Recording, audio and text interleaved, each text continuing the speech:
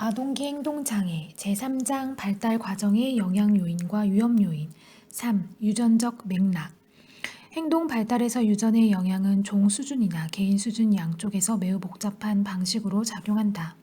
모든 인간은 환경과 상호작용하여 적응에 필요한 보편적인 기술을 습득하도록 유전적으로 프로그램되어 있다. 최소한의 환경 조건에서도 대부분의 아동은 인간으로서의 기본적인 기능을 습득하여 환경을 물리적으로 조작하고 세상에 대한 정보를 수집하고 처리하며 다른 사람과 의사소통하고 다른 사람에 대한 사회적, 정서적 애착을 형성할 수 있도록 되어 있다. 유전 프로그램은 그와 동시에 개인별 특성을 다르게 만드는 데도 기여한다.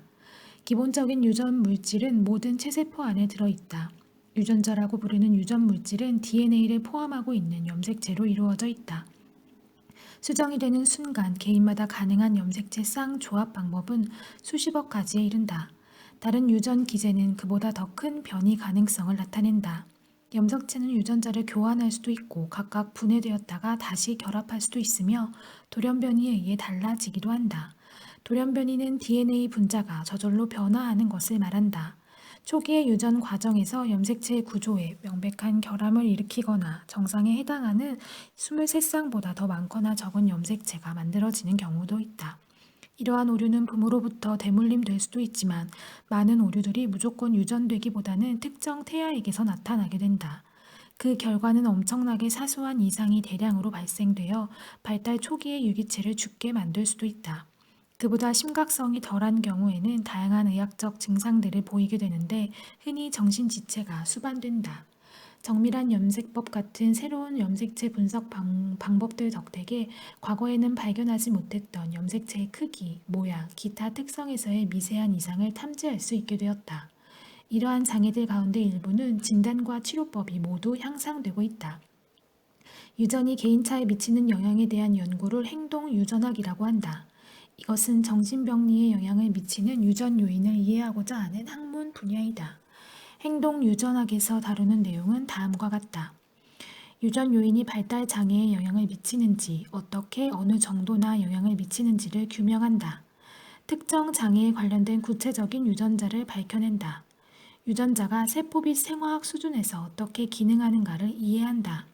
유전자와 행동 간의 경로를 이해한다. 유전 요인의 영향에 대한 증거는 여러 행동 장애에서 발견되었다. 특정 유전자의 존재 및 이들이 작용하는 방식, 그리고 이들이 행동과 연결되는 방식에 대한 연구는 활발한 연구가 진행되고 있음에도 불구하고 아직 미진한 상태이다. 이 장에서는 주요 연구 방법과 결과, 행동 유전학의 논쟁점 등을 행동장애에 초점을 두고 논의할 것이다. 행동 특성에 미치는 유전 요인의 영향에 대해 아직까지도 잘못 이해되고 있는 부분이 많다는 점을 염두에 둘 필요가 있다. 유전자는 세포의 생화학 작용을 인도하는 역할을 통해 간접적으로만 작용한다. 구조 유전자는 단백질과 효소의 생성을 위한 유전자 암호를 지정한다. 조절 유전자는 내 외부 환경으로부터 정보를 받아들여 구조 유전자의 활동을 조절한다. 이로 인해 유전자의 영향으로 형성되는 특성들도 환경에 의해 수정될 수 있게 되며 때로는 그 정도가 매우 크다. 예컨대 키는 유전적인 영향을 받지만 섭식과 질병에 의해서도 영향을 받는다. 따라서 유전자는 어떤 특성이 발달하면서 실제로 나타낼 수 있는 범위를 설정해주는 역할을 한다고 이해하는 것이 바람직하다. 더 나아가 유전자의 작용은 개시되었다가 멈추기도 하면서 변화와 안정성 양쪽에서 길잡이 역할을 한다. 이렇게 볼 때 유전적으로 주어진 것과 개인에게서 실제로 관찰되는 것 사이의 경로는 사람들이 보통 생각하는 것보다 훨씬 더 간접적이고 결코 고정되어 있지 않다. 적응적 혹은 부적응적 행동에 대한 유전의 영향력은 결정적이지만 그 영향력은 환경의 영향과 연합하여 작용한다. 1. 단일 유전자 전이 19세기 중엽에 모라비아의 수도원 정원에서 식물을 이용해서 실험을 했던 수도사 멘델은 근대 유전학에 매우 중요한 발견을 하였다. 멘델의 공원 중에는 하나의 유전자에 의해 어떤 특성이 유전되는 경우를 기술한 것이 포함되어 있다. 그는 부모가 각각 두 개의 유전 요소를 제공하지만 그 두 요소 가운데 하나만이 실제로 자식에게 전달된다고 가정하였다. 그중 우성인 요소는 부모 중 어느 한쪽에서만 받아도 실제 특성이 나타나게 되지만 열성 요소의 경우는 부모 양쪽에서 물려받아야만 실제 특성이 나타난다는 사실이 멘델의 주목을 끌었다. 오늘날에는 단일 유전자 전이에 추가 과정이 포함되어 있다는 사실이 알려졌지만 그럼에도 불구하고 맨델의 기본적인 설명은 시간이 지나도 대체로 인정을 받고 있다. 유성 유전과 열성 유전은 나중에 살펴볼 반성 유전과 함께 인간의 여러 특성과 장애의 유전에 관련되어 있다. 헌팅턴 병은 우성 유전자에 의해 전이되는 증상의 한 예이다. 이 병은 결국 죽음을 초래하지만 성인기 이후 운동 기능 장애와 정신 기능의 퇴화가 명백해지기 이전에는 표면화하지 않는다. 테이섹스병은 열성 유전인데 신경계가 퇴화하면서 1에서 3세 사이에 사망한다. 반성 유전은 성염색체, 즉 X염색체나 Y염색체가 관련되어 있다. 특히 흥미로운 것은 관련 유전자가 열성이면서 X염색체를 통해 전해지는 경우인데 예를 들면 적록생맹, 혈우병, 레시나이안 증후군이 그런 경우이다. 레시나이안 증후군은 매우 드물고 치료가 불가능한 질병으로 비정상적 운동 발달과 정신 지체, 자해 증상이 나타난다. 이 장애는 남성에게만 발견되며 일찍 죽기 때문에 자손을 남기지 않는다. 이 징후를 보이는 소년의 아버지는 정상적인 X염색체와 Y염색체를 가지고 있으나 두 개의 X염색체 가운데 하나가 결함이 있는 어머니로부터 문제의 X염색체를 물려받는다. 아들에게 X염색체를 물려주는 것은 항상 어머니이므로 결함이 있는 열성 유전자를 받은 아들은 장애를 나타내게 된다. 이는 아들이 아버지로부터 물려받은 Y염색체에 X염색체의 결함을 보완할 만한 유전자가 전혀 들어있지 않기 때문이다. 딸의 경우에는 부와 모 각각으로부터 X염색체를 하나씩 물려받으므로 어머니로부터 결함이 있는 X염색체를 받았다 하더라도 아버지로부터 받은 정상적인 우성 X염색체의 영향으로 장애를 나타내지 않게 된다. 그러나 이 딸이 자라서 아들을 낳으면 레시나이안 증후군을 물려줄 수 있다. 앞에 얘는 한 개의 유전자가 특정한 장애를 유발하는 경우를 잘 보여준다. 특정 징후를 나타내는 사람, 즉 지표, 사례 또는 가계도의 출발점이 되는 사람을 찾아내고 발견된 특성이 가계를 따라 유전되는가를 확인함으로써 특정 행동장애 증후군에 영향을 미치는 유전 요소를 밝힐 수 있다. 그러한 단일 유전자의 효과는 대체로 예측이 가능하다. 병리적 증후군에 관련되는 요소는 수백 가지에 달하며 그중 일부가 행동장애를 가져온다. 2. 다중유전자 전이, 계량 유전학. 특정 징후의 경우 단일 유전자 정의가 중요함에도 불구하고 지능이나 행동 장애와 관련된 행동 같은 복잡한 인간의 특성들은 환경 요인에 더하여 여러 유전자와 관련이 있는 것으로 여겨진다. 이들 유전자는 일반적인 패턴에 따라 전이되며 그 각각이 갖는 영향력은 크지 않지만 이들이 모여서 큰 효과를 낸다. 유전자들은 그 영향력 정도에서 서로 차이를 보일 수 있고 때로는 서로 영향력을 주고받기도 한다. 함께 작용하는 여러 유전자들은 일정한 범위의 표현형을 만들어내면서 어떤 특성이 더 나타나거나 덜 나타나게 한다. 이러한 점들을 고려할 때 단일 유전자 전이에 비해 다중 유전자의 영향력을 예측하기가 더 어려우며 확률에 의해 영향력이 더 많이 좌우된다는 사실이 별로 놀랍지는 않다. 다중 유전자의 영향은 또한 밝혀내기가 더 어려우며 따라서 연구자들은 여러 가지 수량화된 유전학 연구 방법들을 사용한 결과들을 종합적으로 고려해야 한다. 계량 유전학의 목적 가운데 하나는 유전 가능성, 즉 연구 대상 모집단의 개인들이 나타낸 행동 변산을 유전 요인이 어느 정도나 설명하는가를 알아보는 것이다. 여러 유전자들이 어떻게 함께 작용하는가에 대한 정보와 아울러 환경 요인의 영향이 어느 정도인지도 알 수 있다. 1. 연구 방법. 인간을 대상으로 하는 연구 방법으로 가족 연구, 쌍생아 연구, 그리고 입양아 연구 방법을 들 수 있다. 가족 연구에서는 지표 사례를 통해 가족 구성원들이 갖거나 유사한 행동 문제를 나타낼 가능성을 평가한다. 가계 내의 문제들의 유전적인 관련성 정도에 따라 군집화 또 혹은 집합화되는 정도를 평가하는 것이다. 1단계 친족. 부모, 자녀, 형제, 자매, 일란성 쌍생아의 평균적인 유전 관련성은 50%이다. 이복, 형제 및 기타 2단계 친족은 유전적으로 25% 관련이 있으며 사촌, 형제와 같은 3단계 친족은 12.5% 유전 관련성을 지닌다. 만일 유전 요인이 작용한다면 가계도의 출발점이 되는 사람과 유전적으로 가장 가까운 가족 구성원이 그 사람의 문제와 같거나 관련이 있는 문제를 나타낼 가능성이 더 클 것이다. 그러나 이 경우에도 환경 요인의 영향력을 배제할 수는 없는데 그 이유는 심리사회적 전이가 작용할 때에도 그러한 패턴이 나타날 수 있기 때문이다. 하지만 어떤 행동이나 특성이 한 가계에서 집합적으로 나타난다는 것은 유전적 영향을 의미하는 것이다. 쌍생아 설계의 핵심은 일란성 쌍생아의 유사성과 비교하는 것이다. 일란성 쌍생아는 동일한 유전자를 가지고 있다. 일란성 쌍생아는 평균 50%만이 유전적으로 동일하다. 결국 이들은 쌍생아가 아닌 다른 형제 자매들과 같은 정도의 유전적 유사성을 가지고 있다. 가장 기본적인 쌍생아 연구 형태는 일란성 쌍생아에 비해 일란성 쌍생아 간의 일치율이 더 높으면 유전적 영향이 있다고 보는 것이다. 다시 말해서 일란성 쌍생아 2명이 같은 장애를 보이는 비율이 일란성 쌍생아 2명이 같은 장애를 보이는 비율보다 더 높으면 유전적인 영향력의 증거로 간주한다. 입양아 연구에서는 입양된 자녀와 그렇지 않은 자녀 및 그들의 가족을 연구하여 유전 요인과 환경 요인의 상대적인 기여도를 평가한다. 한 가지 방법은 특정한 행동 장애를 보이는 입양 아동을 찾은 후 그 아동의 혈연 가족 구성원과 입양 가족 구성원 중에서 같은 장애가 발생한 비율을 비교해 보는 것이다. 혈연 가족에서 발생률이 더 높다면 이는 유전적 영향의 증거가 된다. 또 다른 방법은 자녀를 입양 보낸 부모 가운데 특정 장애를 보이는 사례를 찾은 후 어릴 때 다른 가정에 입양되어 자란 이들의 자녀가 같은 장애를 보이는 비율을 조사하는 것이다. 이들 아동의 장애 발생률을 여러 비교 집단의 장애 발생률과 비교할 수 있다. 또한 가족 갈등 같은 위험 요인과 문제 행동의 발달 간의 관련성을 입양된 청소년 집단과 입양되지 않은 청소년 집단 간에 비교할 수 있다. 입양아 연구법은 유전 요인과 환경 요인 간의 복잡한 관계를 밝히는 데 도움을 준다.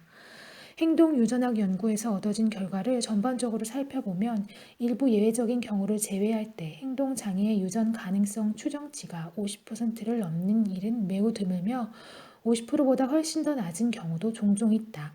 이러한 결과는 행동의 차이 중 상당 부분이 유전 이외의 요인에서 기인한다는 것을 의미한다. 실제로 행동 유전학 연구에서는 공유된 환경과 공유되지 않은 환경, 양 요인의 중요성을 뒷받침하는 증거를 모두 제시하고 있다. 공유된 환경 요인이란 가족 구성원들이 서로 유사한 발달을 하도록 만드는 가족의 영향력을 말한다. 예를 들면 가족 내에서 제공되는 지적인 자극이라든가 어머니의 거부적인 태도같이 모든 형제들에게 비슷하게 영향을 미침으로써 형제들을 서로 유사하게 만드는 것이 이에 해당한다. 공유되지 않은 환경 요인이란 한 가족 내에서 자란 아동들 사이에서도 서로 다르게 영향을 미치는 요인을 말한다. 예를 들면 같은 형제라고 해도 부모가 이들을 달리 대하는 경우나 각 아동의 서로 다른 친구 관계 또는 교사와의 관계 같은 것이다. 유전 요인과 공유된 또는 공유되지 않은 환경 요인 모두가 행동장애의 발달에 영향을 미칠 것으로 예상된다. 모든 행동 유전학 연구 방법에는 약점이 있다는 것을 기억해야 한다. 입양아 연구를 예로 들면 친부모의 영향 가운데는 유전 요인뿐만 아니라 태내 요인도 포함되어 있다. 따라서 혈연 친족들이 입양 가족의 친족들보다 더 높은 장애 발생률을 보인다고 하더라도 그것이 태내 환경 요인의 공유 때문일 가능성이 있다. 방법론의 정교화나 새로운 조합, 더욱 세련된 정량 분석 방법 등을 통해 개별적인 연구 방법의 여러 가지 단점들을 밝히고자 노력하고 있다. 이러한 방법론상의 진보는 유전, 환경 요인의 상호작용 모델이나 유전 전이의 가설적인 모델을 평가할 수 있게 해준다.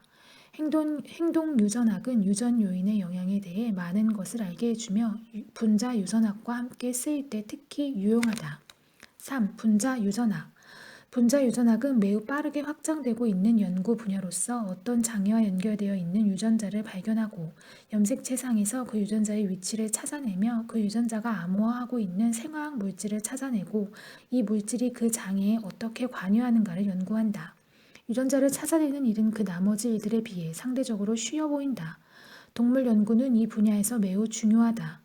동물은 서로 교차시켜 교배를 할 수도 있고 다른 방식으로 유전자를 조작할 수도 있는데 예컨대 어떤 유전자의 기능을 망가뜨린 후 그 효과를 살펴볼 수 있다. 인간을 대상으로 하는 연구에서는 유전자 연관성 분석과 연합력 분석이 널리 활용된다. 연관성 분석의 목적은 결함이 있는 유전자의 위치를 찾아내는 것인데 다시 말해 특정 염색체 및 그 염색체 상에서의 대략적인 유전자 위치까지 밝히는 것이다. 이 방법은 하나의 염색체에 들어있는 유전자들, 특히 가까이 있는 유전자들은 자녀에게 함께 유전된다는 사실을 이용한다. 또한 많은 유전자 표식, 즉 개인마다 달라지는 DNA에서 이미 알려진 조각들의 경우 염색체의 위치가 알려져 있다는 점도 활용하고 있다. 연관성 분석을 통해 특정 장애가 유전적 표식으로서 한 가족 구성원 안에서 같은 유형으로 나타나는지를 알 수 있다. 만일 그러한 공통 유전이 발견된다면 그 장애에 영향을 미치는 유전자가 염색체 장의 동일한 위치의 표식자로서 존재하며 표식자에 가깝다고 생각할 수 있다. 따라서 그 장애와 관련이 있는 대략적인 유전자 주소가 밝혀진 셈이 된다. 헌팅톤병을 초래하는 유전자를 찾아내는 연구가 연관성 분석의 초기 성공 사례에 해당한다. 이 연구에서 4번 염색체에 있는 결합 유전자를 확인하고 그 위치를 밝히는데 여러 해가 걸렸으며 이제는 문제의 유전자가 있는가를 개인별로 혹은 태아기 때 검사하는 것이 가능해졌다. 연합력 분석은 유전자의 위치를 찾아낼 때 사용하는 또 다른 분자 유전학의 기법이다. 이 방법에서는 특정 형태의 유전자가 모집단의 행동 차이와 관련되어 있는가를 검사한다. 예를 들면 특정 종류의 DRD4 유전자를 가지고 있는 사람은 같은 유전자의 다른 종류를 가진 사람에 비해 새로운 추구 성향이 강한 것으로 밝혀진 적이 있었다. 마찬가지로 DAT1 유전자의 특정 형태는 주의력 결핍 과잉 행동 장애와 관련이 있는 것으로 나타났다. 이들 유전자가 모두 도파민 신경 전달 물질 체계에 관련되어 있으므로 이 같은 발견을 이들의 행동에 도파민이 관련되었을 가능성을 시사한다. 어떤 장애 행동이나 특성에 미치는 영향력이 상대적으로 적은 다중 유전자를 찾아낼 때는 연합력 분석이 연관성 분석보다 더 적합하다. 영향력이 적은 유전자들이 다수 관여하는 경우 적어도 현재의 기술로는 그중 일부만 발견될 가능성이 있다. 그러나 관련 유전자 가운데 일부분의 작용 방식을 밝히는 것도 정신병리를 이해하는 데 기여할 수 있으며 치료와 예방을 촉진하는 효과도 가져올 수 있다. 4. 유전형과 환경의 상호작용. 유전 요인과 환경 요인이 서로 영향을 미치면서 행동과 특성을 만들어낸다는 것은 이미 보았지만 이러한 상호작용을 좀 더 상세히 알아보는 것이 중요하다. 유전자 환경 상호작용과 유전자 환경 상관관계를 통해 이를 알아볼 것이다. 유전자 환경 상호작용은 유전형의 차이로 인해 경험에 대한 민감성에서 차이를 보이는 것을 말한다. 그러한 예는 많이 있다. 페닐케뉴노증을 초래하는 2개의 열성 유전자를 물려받은 아동은 대개의 아동에게는 해가 되지 않는 특정 음식을 섭취할 경우 정신지체를 일으킬 수 있다. 또한 입양 아동 가운데 입양 부모와 친부모가 모두 범죄 경력이 있는 경우에만 이들 아동 역시 범죄를 저지를 가능성이 크다는 연구 보고가 있었다.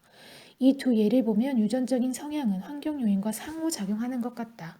그러한 상호작용의 일반적인 형태를 병적 소인 스트레스 요인 모델이라고 부르는데 이 모형에서는 유전적 성향으로 인해 개인의 특정 환경 요인에 대해 특별히 민감하게 되었다고 가정한다.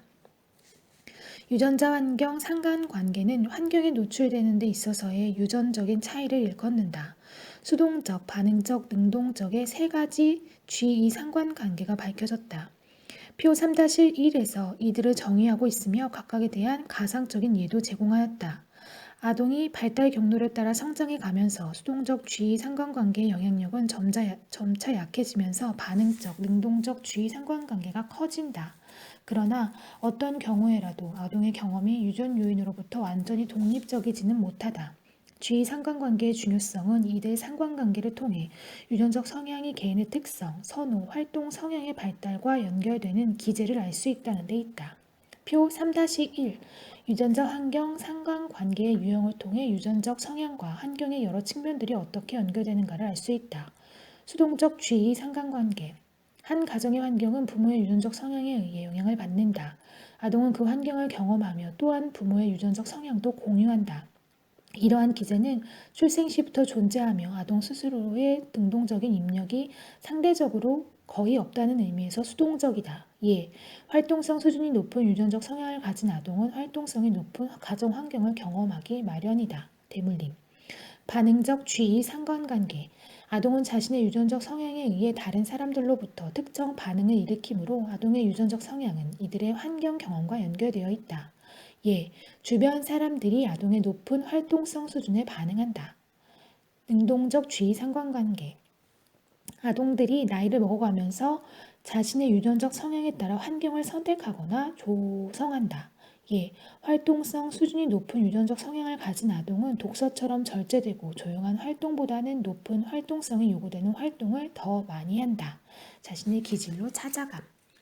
4. 학습과 인지. 학습과 인지는 발달과 매우 복잡하게 얽혀 있다. 시간이 가면서 학습 및 인지 능력이 더 향상될 뿐만 아니라 이러한 능력이 다른 종류의 발달을 촉진하기도 한다. 이들 능력 덕택에 아동은 경험을 통해 행동, 정서, 지식, 이해 등에서 변화를 일으킨다. 이 장에서의 학습과 인지에 대한 논의는 행동장애에 적용되는 매우 기초적인 학습 및 인지 과정의 서론 수준에 국한될 것이다. 그러나 학습과 인지 과정이 없이는 행동 문제에 대한 완전한 논의가 불가능하므로 이 책의 나머지 부분에서 지속적으로 언급하게 될 것이다. 1. 고전적 조건 형성.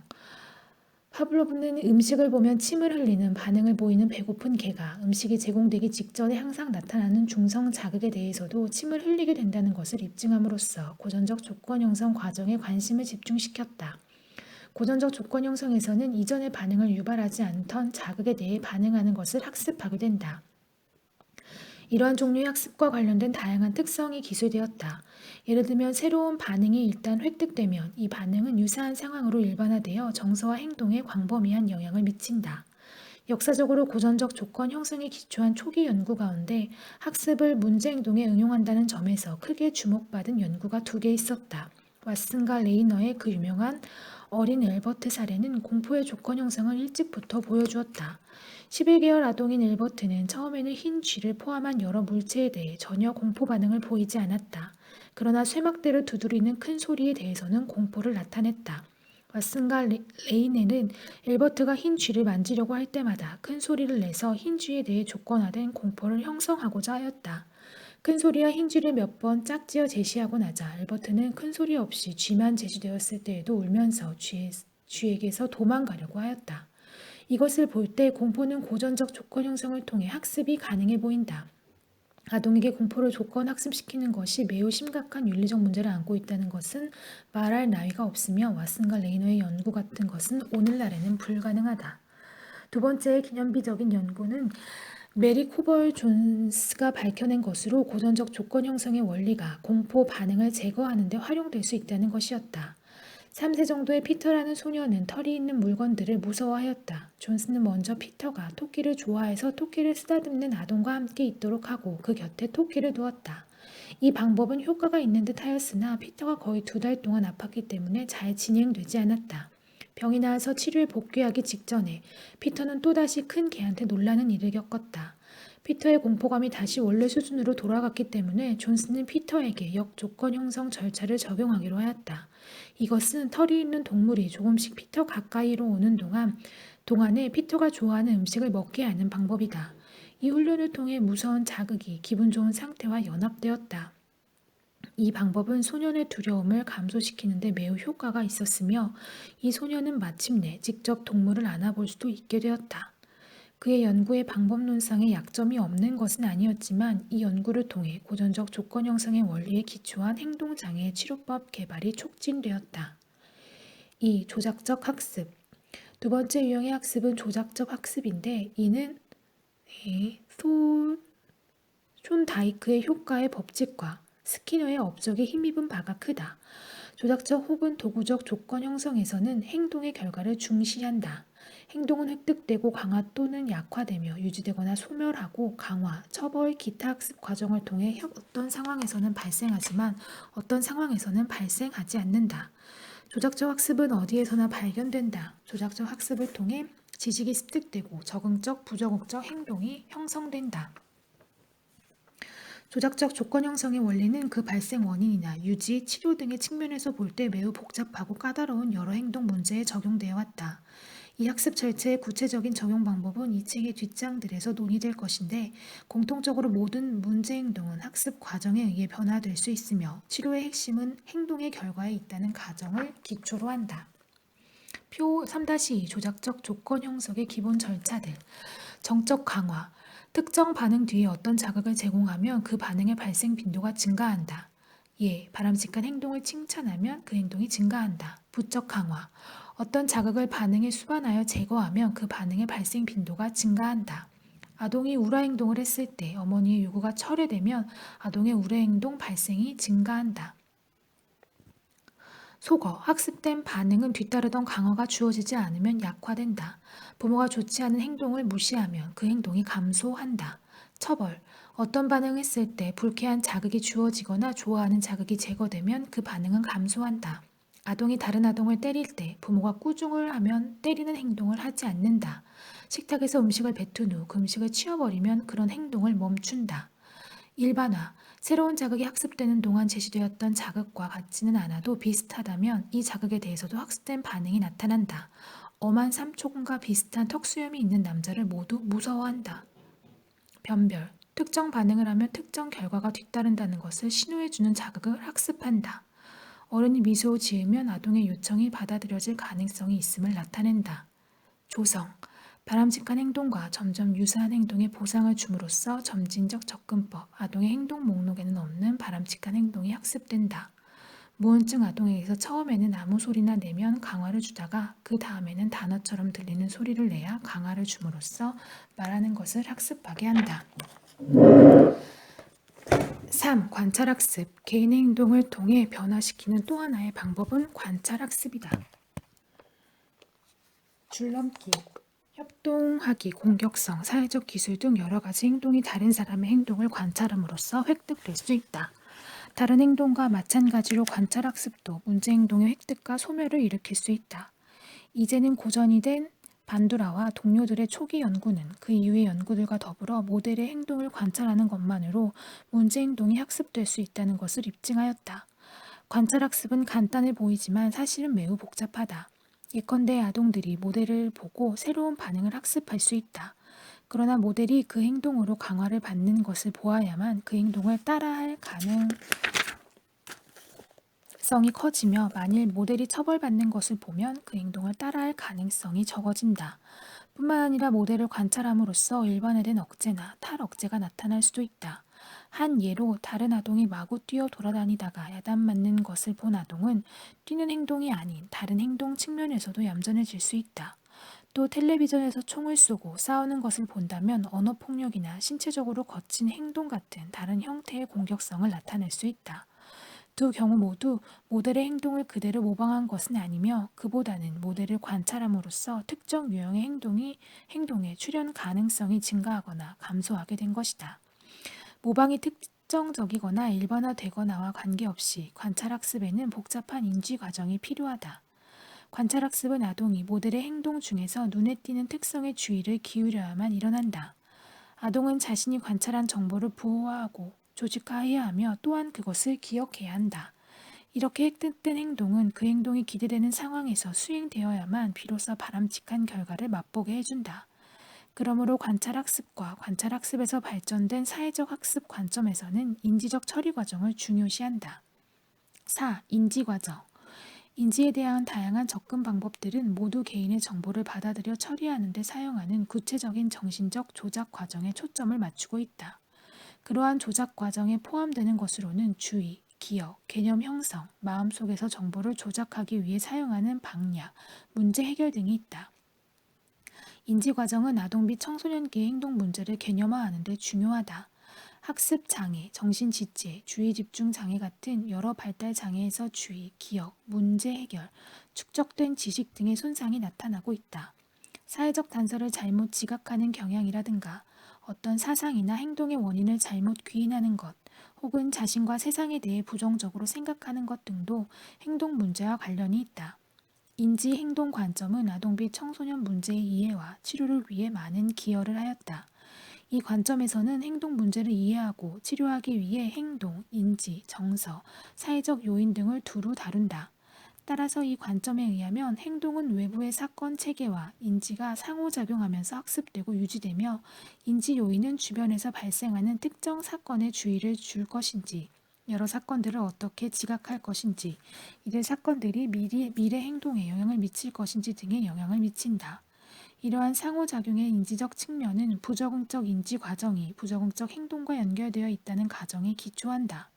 이러한 가정을 뒷받침하는 예로 부정적 사고와 신념이 불안증과 공포증을 보이는 아동에게서 발견되었다는 점을 들 수 있다. 예컨대 시험을 보는 상황에서 시험 불안이 있는 아동은 과제에서 벗어난 생각을 많이 하고 부정적인 자기평가를 하며 긍정적인 자기평가는 덜하는 경향이 있다. 이러한 사례의 치료법은 부정적 사고를 수정해 주는 것을 목표로 한다.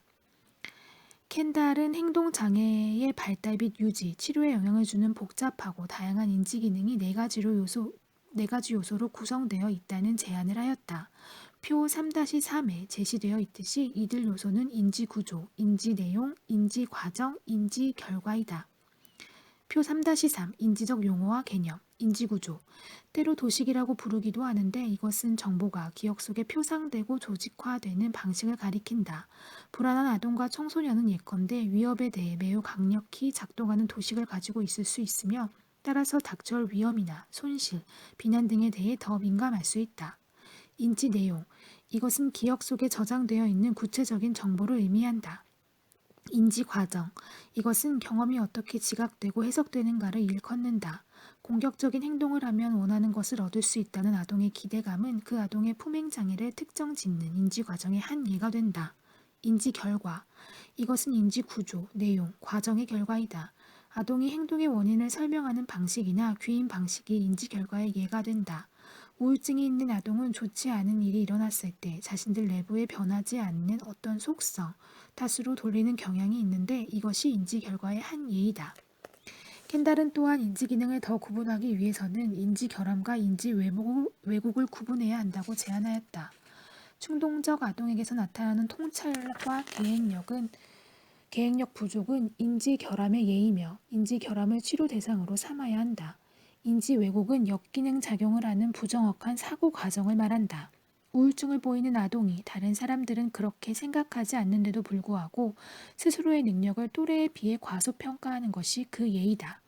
인지적 요인이 청소년의 장애 발달과 치료에 어떻게 관여하고 있는가에 대해 이 책의 나머지 부분에서 여러 가지 방식으로 다시 살펴볼 기회가 있을 것이다.